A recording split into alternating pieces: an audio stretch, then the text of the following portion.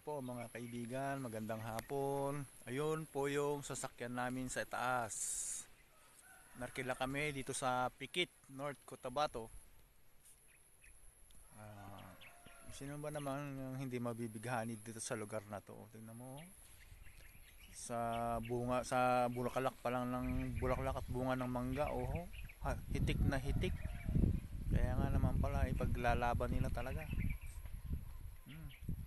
Marami yan guys, yung puno ng mangga. Marami yan puno ng mangga.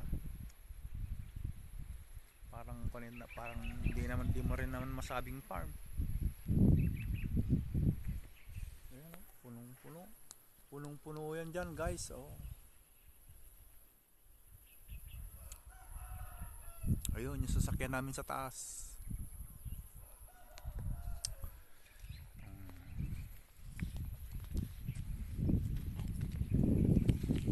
Hitik na hitik sa bunga at bulaklak yung mga mangga. Oh. Talagang halos kasing dami na ng dahon yung bulaklak ng mangga. Ayan. Talagang farm talaga siguro to, farm. Luwang. Iba pa yung may tubigan at may nyugan. Oh. Iba naman hindi mabibighani dyan. Oh. Yung lugar na yun. Oh. Tubigan. Talagang tubigan nga naman. Oh. Yung may sa tubigan, may nyugan, may sagingan. Ito namang parte dito, mangga naman. Ayan o. Mangga naman siya.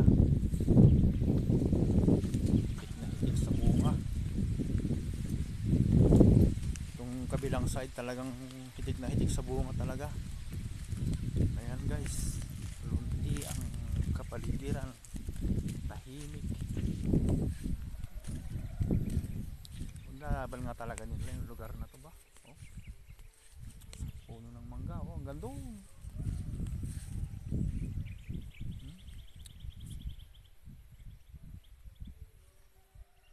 Doon. Kaya dito itong lugar na to ang Pikit, North Cotabato. Narkila nila yung sasakyan ko. Bye bye.